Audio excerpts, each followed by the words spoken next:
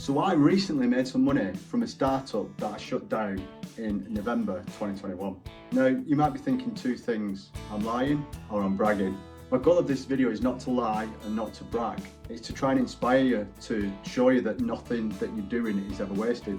Regardless of whether you've got a little project that you're doing on the side to try and make some money to cover some expenses, whether you're hustling and trying to build something bigger for yourself and escape the 9 to 5, or even if you're trying to build the next tech startup, the failures, the things that you're doing aren't wasted. What happens is when you're working on something and you have to sort of switch it off and put it into the project graveyard, you feel like a failure, and it's hard to understand that the digital assets, the physical assets that you've built may be able to be reused somewhere else, and that the skills that you've developed that might not be on show haven't gone to waste, and they're actually there internally, and you've improved even though you might not feel like you have, and that you're beating yourself up because of this failure.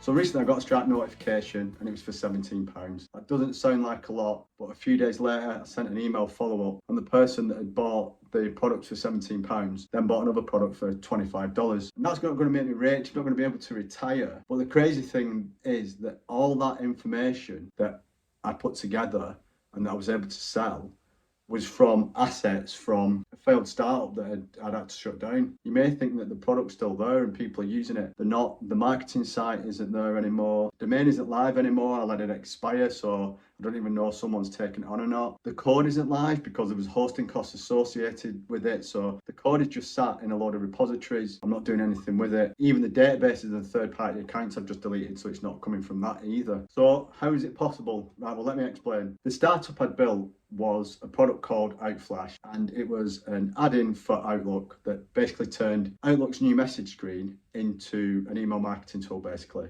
So instead of sending an email to all these contacts, you could flip it around and write an email and then send it to each contact separately. So just think of it as a mass mailer inside Outlook, like a better way to do the mail merge that comes with Excel, Word and Outlook. I'd even put a system in that was sort of the paid features of it, where you could track emails, track opens, and I'd got to a point where I got a few paying customers, and I thought that was it. I thought this is the project that's going to make me rich. But something happened in November 2021, and I decided to switch it off. I'm not going to go into the full details. I'll put a link to the full post that I go into detail about this, but basically a lot of scammers, the sort of Amazon, Netflix, account suspended people, started using it for malicious reasons, and I made a decision to switch it off because of that. And so unfortunately, this isn't the first software product I've had to switch off. And what I've done in the past is I've just got rid of everything. So learning lessons from past failures, I decided to keep everything and actually think, what can I do with all these assets that I put together? Nothing is wasted. The two things that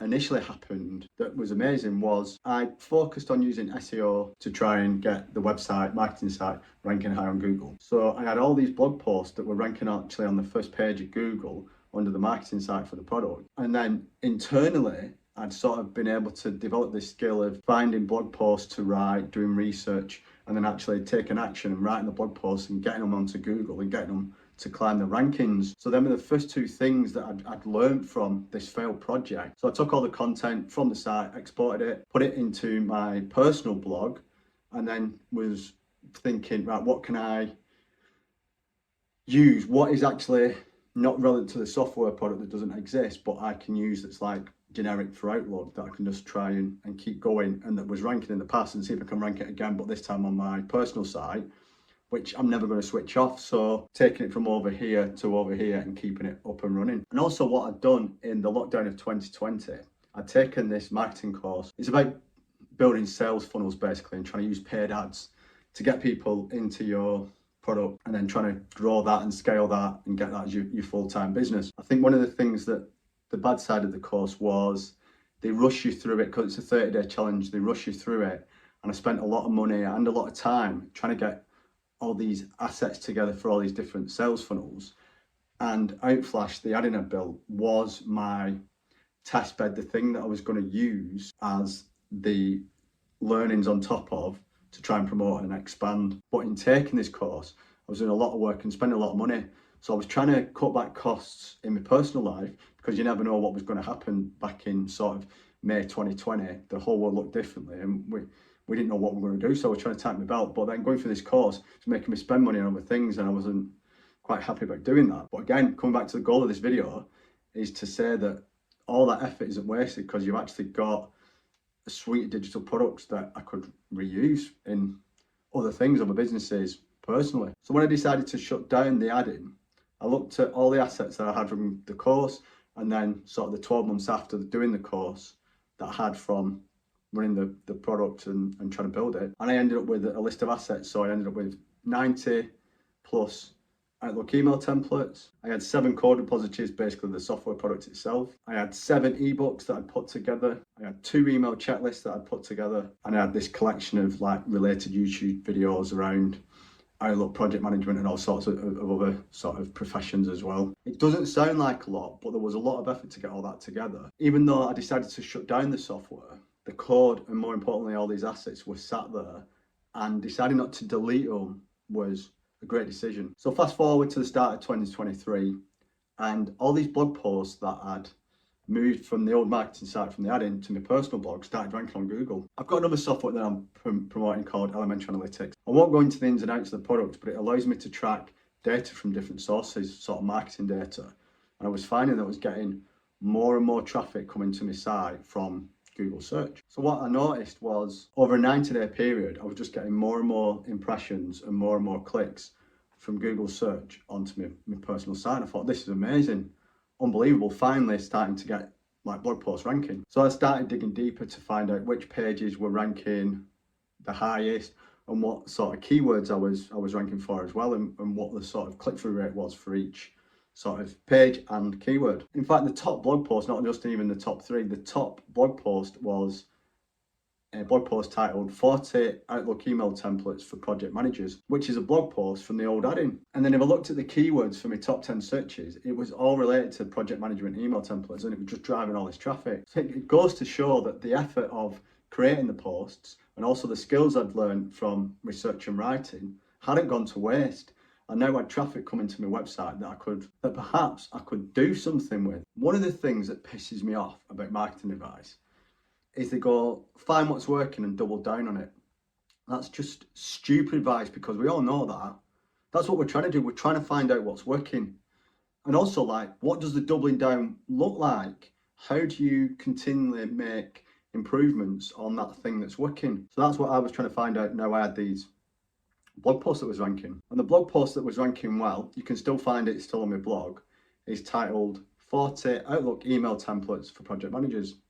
And it basically just was a long list of these templates, why it worked, and a snippet of the whole template that you could copy and paste. So I went back and looked at all the assets and where I'd got all these templates from, and I just created Outlook, proper downloadable Outlook templates. In Outlook itself, I exported them and created a zip file with all 40 in it. Decided to go back to the blog post, create sort of after every 10th post, so after the 10, after 20, after 30, have a big red button that said download these Outlook templates now. So what I decided to do, when you click the button, it takes you a new page that you could put your email address in and your name, and you could get your own copy of all these Outlook email templates that you can dump straight into Outlook, and away you go, you've got them all at hand.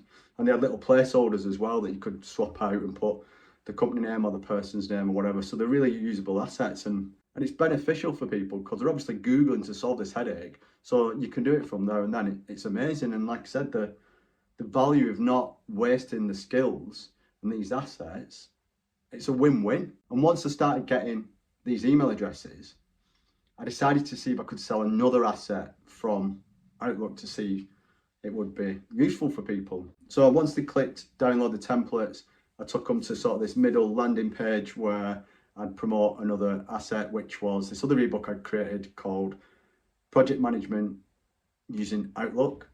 And if they didn't want it, they'd just go to the download page. If they did, it'd go to a checkout page where they could pay like £17 for this ebook that would help them manage projects inside Outlook, so they didn't need additional software. And again, going back to the point of this video, is someone did. So after getting about 10-20 email addresses, I put this page up, and not long after, someone purchased it. Someone paid £17 for this ebook that I'd built, produced, 2.5 years before, perhaps, maybe even longer. And the great thing about this is the great Seth Godin, the amazing marketer, talks about don't find more customers for your products, find more products for your customers. And another thing I put together was kind of like this productivity template, this GTD framework using Notion, which is a popular sort of project management productivity tool now. And the person had paid for the ebook, and then they got into my big long list of now subscribers that I was building up. And I'd just done an email blast saying, oh, I'm now selling this on Gumroad. If you're interested, you can go and buy it here. And because the person had had the templates found useful, they paid for the ebook, found that useful. They went and bought access to the GTD framework template as well, and in Notion, like literally 6-7 days after. I just couldn't believe it. Assets that I was building now and old assets, they were helping me build my email list and make me money. It's wild. It's absolutely wild what can happen. And to give you a bit of context of what I've done since, is off the back of that sort of purchase, I've tried going sort of wider. I'm going to explain it going wider. Is I've found more and more Outlook email templates for different professions. So I've done lawyers, sales professionals, recruiters, and what I'm finding is a lot of lawyers are Googling Outlook email templates or email templates in general, finding that post, and the traffic on that blog post is now sort of, that one in the project management is fighting for sort of top spot from my blog post and is appearing number one on that. So I've got 2 blog posts that are between 1 and 3 at the top of Google search for these keywords, and it's just getting me loads of visitors, and I'm building my email list on autopilot. So now it's a case of rinsing and repeating. Can I again use the assets that I've got, maybe not the project management ebook, but is there some productivity tips that I've got? Do I need to create a brand new product altogether that I can put in front of these lawyers and these legal professionals to try and again sell something, build my business, create a product, something that will help me get to my goal of working for myself full time. Going back to the start of the video where I said my goal is to inspire you, and I kind of want to wrap up this video by saying that there is no such thing as failure. And there's a quote I've seen from Conor McGregor, or it's Conor McGregor's trainer or coach, and they say we either win or we learn. So they've completely removed loss and failure from the vocabulary. And I think, and that's how I'm trying to look at all my past projects, startups, failures, ideas, websites, software, everything that's not worked and not got me to where I want to be. It's just part of the journey, and it's not, you've not failed, you've just building something externally and also building something internally. And I think this is where you've got to stop beating yourself up and look at what you've actually done. You've got potentially all these digital, physical, and other assets that you've got that can be reused and repurposed and built upon, and will help you maybe fast track something that you're trying to do with another project. Oh, I've got this from over here, plug that in, do a tweak, and away you go. Or you've got, more importantly, all these skills that you've developed internally.